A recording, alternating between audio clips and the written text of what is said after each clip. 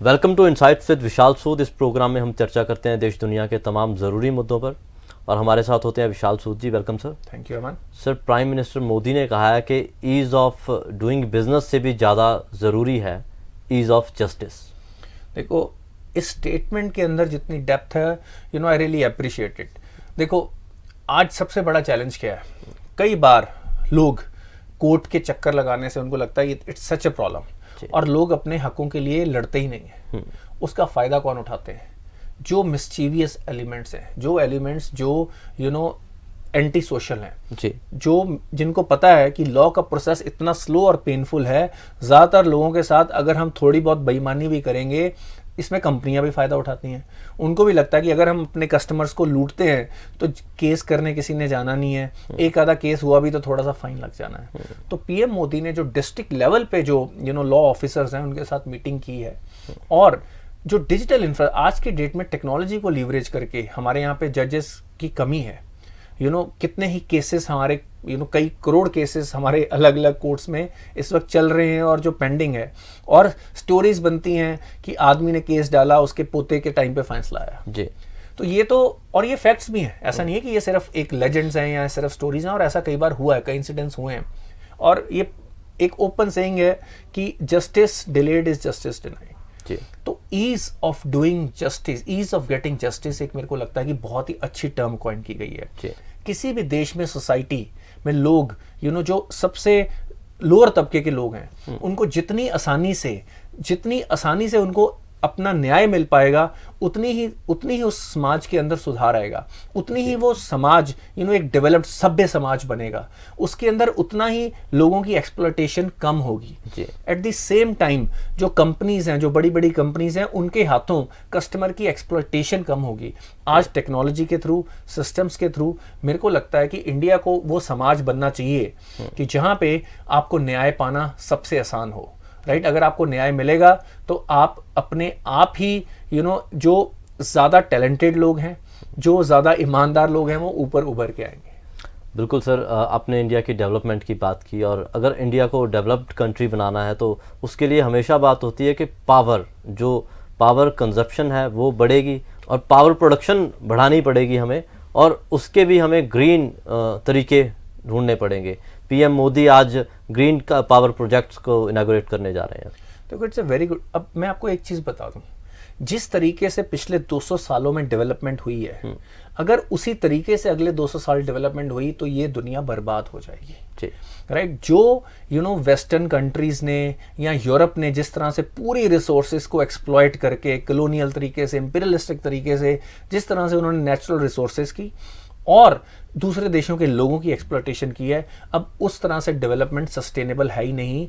आप already climatic जो उसके इम्पैक्ट आ रहे हैं, हर जगह पे ज़्यादा खतरनाक बाढ़ आ रही हैं, ज़्यादा खतरनाक तूफान आ रहे हैं, ज़्यादा सूखा पड़ रहा है, ये सारी चीज़ें बढ़ती जा रही हैं। तो ये असर हमें दिखना शुरू हो गया है। टेम्परेचर्स आप देख लीजिए, आज गर्मी में ही पोल्यूशन से कितने लोग मर रहे हैं। तो हमें अपने आप को बदलना पड़ेगा। और फॉर्चुनेटली इंडिया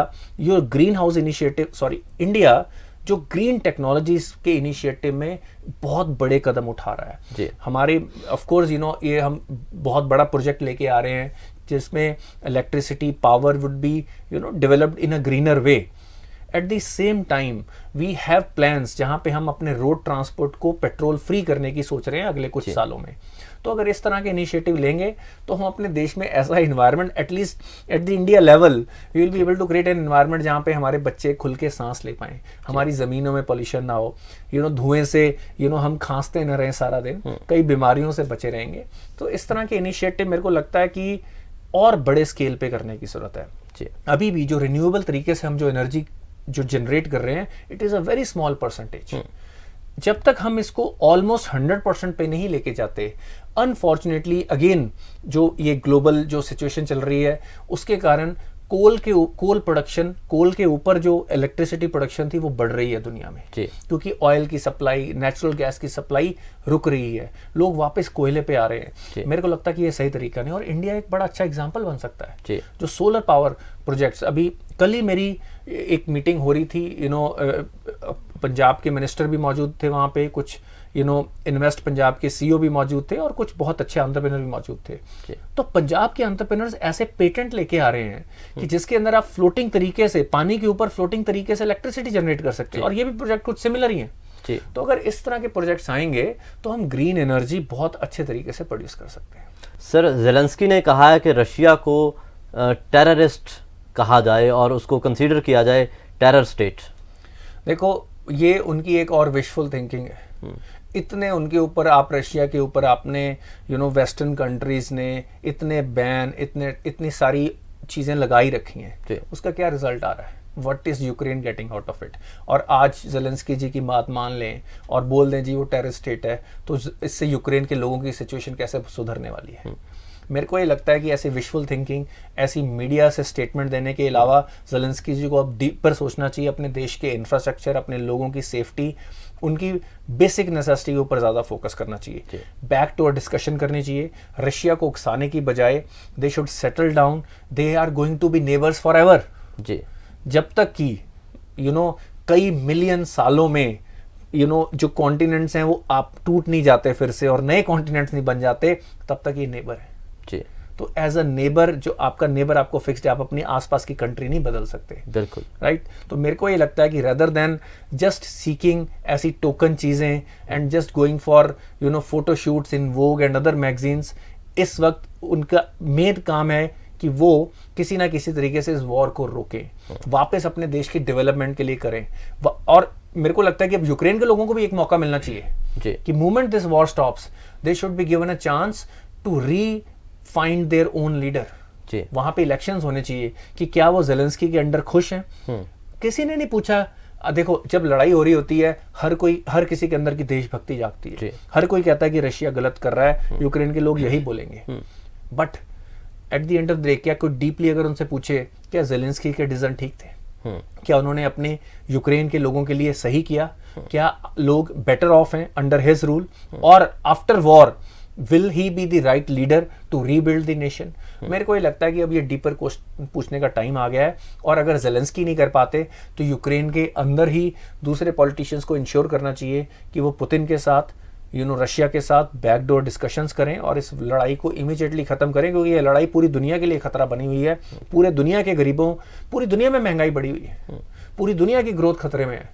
और इससे कितने लोगों ने, जिन्होंने पॉवर्टी से उभरना था, वो सारे प्रोसेस एक बैक स्टेप ले लेते हैं। बेस्ट वेपन यूज करने की बजाय बेस्ट ब्रेन्स यूज करने चाहिए। एब्सोल्युटली। सर, इसके साथ ही जो चाइनीज़ पीएम हैं, उन्होंने कहा है कि चाइना में अब फॉरेन स्टूडेंट्स हैं वो वापस आ सकते हैं और अपनी पढ़ाई और अपनी स्टडी दोबारा से कंटिन्यू कर सकते हैं। देखो, चाइना ने भी, I don't know why, may be इनके जो इनका पॉलिटिको ब्यूरो सिस्टम है, क्योंकि अक्टूबर में हर 5 साल में कम्युनिस्ट पार्टी बहुत बड़ी मीट होती है जिसमें वो अपना अगला लीडर चुनते हैं जो अगले 5 साल तक रूल करेगा। तो जी जिनपिंग, मेरे को लगता है कि अपनी तीसरी टर्म के लिए चुने जाना उनका ऑलमोस्ट तय है और वो अपने आप को एक मेजर लीडर एस्टेब्लिश करने जा रहे हैं और बेसिकली वो कॉन्स्टिट्यूशन को ही बदलने जा रहे हैं। तो वो इंश्योर करना चाहते हैं कि भाई कोविड इस तरह से ना फैले कि कहीं उस मीटिंग में प्रॉब्लम आ जाए, और अपनी उस जो उनके अंदर की जो है कि भाई मेरे को ही सुप्रीम लीडर रहना है, उसके कारण उन्होंने पूरी चाइनीज इकोनॉमी को बैकफुट पे डाल दिया। अब वो रियलाइज कर रहे हैं कि ये जो उनकी नो कोविड पॉलिसी थी ये चलेगी नहीं। और उनके इकोनॉमिक ग्रोथ, जीडीपी डाटा बहुत डाउन आ चुके हैं। So that is why they are slowly opening up to all the international flights. और it is good news for our students also. हमारे देश के भी काफ़ी बच्चे वहाँ पे मेडिकल एजुकेशन के लिए जाते हैं और उनके लिए भी, जिनकी पढ़ाई 2 साल से रुकी है, जिनके करियर 2-2 साल पीछे चले गए हैं, उन सब के लिए एक मौका है कि वापस अपनी पढ़ाई को रीस्टार्ट करने का। ग्लोबल इकोनॉमी में रिसेशन आ सकता है या आ रहा है, क्योंकि यूएस और चाइना 2 मेजर इकोनॉमीज हैं, दोनों ही माइनस में चल रही हैं। सर, देखो, जीडीपी डाटा यूएस का तो आ ही चुका है, दूसरे क्वार्टर का भी। इस बार वो -0.9% गए हैं और पिछली बार वो 1.8% या 1.9% उनकी जीडीपी डाउन थी। तो ऑफिशियली एज पर अगर सिर्फ देखें तो it is a clear indicator that they are slowing down if they are already not in recession. तो अगर यूएस और चाइना का भी इकोनॉमिक ग्रोथ, हालांकि उन्होंने अपना जीडीपी डाटा इस बार शेयर नहीं किया क्योंकि चाइना नोन है वो ट्रांसपेरेंसी रखता ही नहीं है, तो वहाँ पे भी इकोनॉमिक ग्रोथ काफ़ी डाउन है। अगर आप उनकी स्टेटमेंट सुने, पिछली बार उन्होंने पिछले क्वार्टर में जो स्टेटमेंट दी थी उन्होंने दी थी कि हम समहाउ अपने जीडीपी डाटा को अचीव करने की कोशिश करेंगे, और इस बार उनकी स्टेटमेंट है कि जितना भी बेस्ट हो सकता है उतना करने की कोशिश करेंगे। तो क्लियरली वो अपने टारगेट से पीछे हट चुके हैं, और ये सिचुएशन अल्टीमेटली इंडिया पे भी इम्पैक्ट करेगी, क्योंकि हमारे एक्सपोर्ट्स पे असर डालती है। तो बट ये एक हमारी स्ट्रॉन्ग इकोनॉमिक पॉलिसीज को भी दर्शाता है कि जहाँ पे दो मेजर इकोनॉमीज जिनके साथ हमारे मेजर बिजनेस रिलेशन है, वो नेगेटिव ग्रोथ में हम ऑलरेडी बहुत ही स्ट्रॉन्ग ग्रोथ पे चल रहे हैं। पर ये सस्टेनेबल नहीं है। हमें पूरी दुनिया में ही प्रॉस्पेरिटी को देखना है। हम किसी और अगर दूसरे देशों में प्रॉब्लम आती है तो अल्टीमेटली वो हम पे इम्पैक्ट करेगी, क्योंकि आज हम एक ग्लोबल इकोनॉमी का इंटीग्रेटेड पार्ट बन गए हैं और मेजर कंट्रीब्यूटर बन गए हैं इन टर्म्स ऑफ जीडीपी। तो आई होप कि हम अपनी पॉलिसीज ऐसी बनाएं जो इनवर्ड लुकिंग हो, at least for the time being, ताकि हम इंटरनल कंजम्पशन के बेसिस पे अपनी इकोनॉमी को चलाते रख पाएं। थोड़ी सी इम्पोर्ट्स सब्स्टिट्यूशन करें जहाँ जहाँ पे नेसेसिटी है, और अपनी सप्लाई चेन्स को प्रोडक्टिव करें ताकि इन्फ्लेशन का असर ना आए, क्योंकि इन्फ्लेशन को कंट्रोल करना भी बहुत ज़रूरी है, क्योंकि वो पॉलिटिकली बहुत डैमेजिंग होती है पार्टीज के लिए। तो कोई भी जो गवर्नमेंट पावर में वो इन्फ्लेशन को कंट्रोल करना चाहती है। जब आप इन्फ्लेशन को कंट्रोल करने लगते हैं तो मनी सप्लाई कम होती है, उससे क्या होता है कि इकोनॉमिक ग्रोथ स्लो हो जाती है, तो एक बहुत बड़ी अड़चन बन जाती है। तो इस वक्त सबसे ज़रूरी ये है कि हम इन्फ्लेशन को कंट्रोल करें बाय इंप्रूविंग प्रोडक्टिविटी, अपनी सप्लाई चेन्स को बेटर करें, अपनी फैक्ट्रियों को बेटर करें, ज़्यादा से ज़्यादा चीज़ें हम भारत के अंदर बनानी शुरू करें। यही एक तरीका है इंडिया के अंदर इन्फ्लेशन को कंट्रोल करने का। शुक्रिया सर। सटीक एनालिसिस और करंट अफेयर्स के लिए देखते रहिए इनसाइट्स विद विशाल सूद।